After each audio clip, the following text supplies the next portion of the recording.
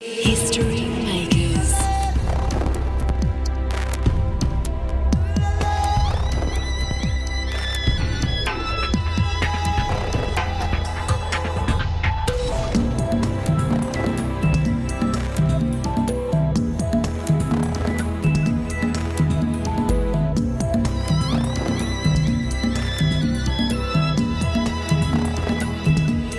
Historymakers.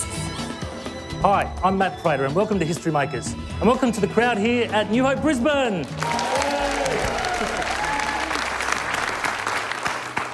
Today we have a special guest joining us, Olympic gold medalist Duncan Armstrong, who won gold at the Seoul Olympics in 1988. This is looking enormous. 35 metres out. Armstrong is starting to put the weights on Biondi. Oh, I can't stand it. 30 metres out. Armstrong is moving up on Biondi. There's 25 metres to go. The Australian rally are going easy. There's 20 metres to go. Armstrong's hit the lead. Biondi has died. It's back over Holmes. He can't hang on. Armstrong, Australia. Look at this here gold medal. Oh my God. I'm the American. Come on. Gold. I stand the ball. I'm saying it again. Gold Australia. And what a fantastic swim. Would you believe the smartest swim I think I've ever seen anyone swim in the Olympics? Duncan Armstrong, world record time, 147.25. Safety Michael Jones' time of 147.44. I will say this and I will say it again. One of the smartest swims I have ever seen in international competition. He didn't have the speed. Now, mate, how do you feel? Mate, we just beat 3 world record holders. How do you think I feel? How do you think Mate, what do you think we come here for? Silver?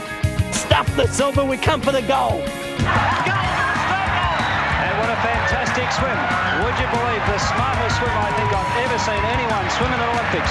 Duncan Armstrong, world record time, 147.25. Okay, now please make welcome Duncan Armstrong. Fantastic, thank you. Thank you, everyone. Well, we've just seen the clip of Laurie Lawrence absolutely going ballistic and you breaking the world record and winning the gold medal. Tell us about that moment back in 1988. It was one of more relief than anything else because we'd trained for about 4 or 5 years for that moment, and the race takes less than 2 minutes. So you've got 2 minutes on one day every 4 years. That's the clock. And so you do an enormous amount of training, and then you get there, and we had the perfect race. We had the great strategy. We had some good competition in the water. We were able to swim a world record. So all my dreams and hopes in swimming came true in one touch of the wall, and it was fantastic. And of course, Laurie was living out the relief more than I was, and it was just wonderful. It was just the perfect moment for us, and it was the pinnacle of my swimming career, without a doubt. It was great. Now, Laurie Lawrence had an amazing influence on your life. Yeah. Tell us a little bit about how he's impacted you. Well, I've had, what's it been, 20 years of therapy because of the 9 years I trained with Laurie. He's a wonderful, enthusiastic person. Like, he just sells it. He sells passion, and he's a wonderful man in himself because he was a wallaby as a halfback. He was a wallaby. He's only got one lung. He had one lung taken out when he was 14. So he comes back from this rich background, living in Townsville and coming through the rugby ranks and then becoming a swimming coach. And that's when I ran into him when I was about 13 or 14 years of age. But he sells passion, and in swimming where you have to do hundreds and hundreds and hundreds of laps, passion and enthusiasm is very, very important, and he was our captain and our general, and sometimes here in Brisbane it gets very, very cold in the wintertime, and we'd have to be in front of the swimming pool, Chandler pool, in front of the doors at 4:45 every morning. To get in the water at 5 to do 200 laps of a 50-metre pool, to go to school for a good sleep, and then to come back in the afternoon and do another 200 laps. And Laurie most mornings would come down the stairs in the dark at Chandler Pool and he'd be just yelling at the top of his voice, "Isn't it great to be alive? Isn't it great?" You know, there'd be 60 kids all huddled up in front of the door going, "Yes, it's great." And he goes, "Do you know what time it is? Do you? Do you?" And he goes, 4:45, 4:45. How many people live in Australia right now? Do you know? Do you? Do you? We go, 18 million, 18 million. How many are asleep right now? Most of them. They're the unlucky ones. You kids are the lucky ones. You're going to take your first step towards your Olympic destiny today. Are you ready? And we'd sit there going, "Yes, we're ready." And so that's what he was like. So he was a brilliant coach and he really knew swimming and he really understood the Olympic equation that you only get one shot. Your door of opportunity only opens once every 4 years. And so he was able to get that and compress it down and give you the tools of the trade to step out on deck. And so the Olympic pressure wouldn't crush you. That you'd look down your pool, down your lane at the pool, you'd look left and right and you go, right, I've done everything I possibly can. I'm prepared for this race. Someone has got to win it. Why not me?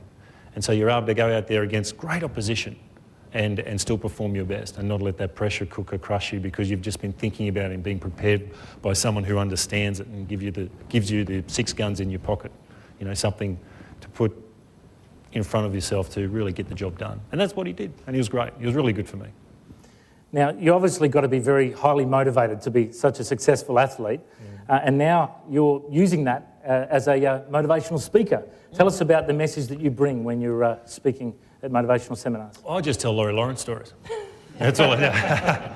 No, motivation's a very, very important thing in our lives, and I think if you read the newspaper, you pretty much get depressed in 5 minutes, just with the headlines and all the fear that gets pumped into us as a society from the papers and from the press, and so I think motivation's a very, very key factor to living the life you deserve. And so I bring, because we're all sporting tragics in Australia, so I bring that to the marketplace and I tell them great Olympic stories of people who have overcome obstacles, who are trying to do their best, who complete their mission, whether it's first, second, third, gold, silver, bronze, or last, or just competing, or getting to the Olympics, you know. So there's so much human endeavour at the Olympic Games that we can all call upon on a regular basis to remain motivated. And so we can get through our week and provide for our families and be part of our families, churches, organisations, and you've got a better spirit about you. And so that's why I think motivation is very important. And again, Laurie provided me with 9 years of it. And so saturated me on it, and the results speak for themselves in that kind of living in the right spirit to do your best. And so it's a great pleasure to talk to people about why I think this is a great lesson from the Olympic Games and how you can apply it to your life in the everyday. And it doesn't have to be always corporate. It can be family, it can be fatherhood, motherhood. I'm not too sure about that for myself. But things like that, you can find so many great stories to apply to your life on a regular basis to get through and live the life you deserve.